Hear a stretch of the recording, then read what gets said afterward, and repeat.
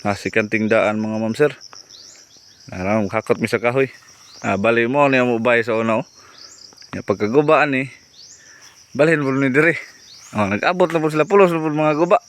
Ang bago to na po dito. Mura ra pug naguba kay wa man matiwas. Jealousy na jealousy. Kani siya kuha na payaga.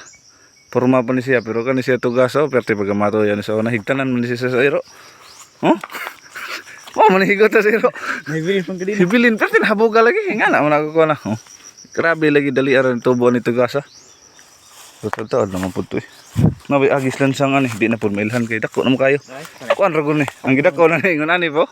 Mo may agilan sa. Pag kuan sir magbugbog gud igdagan sir. Mo kanay. Agilan sa.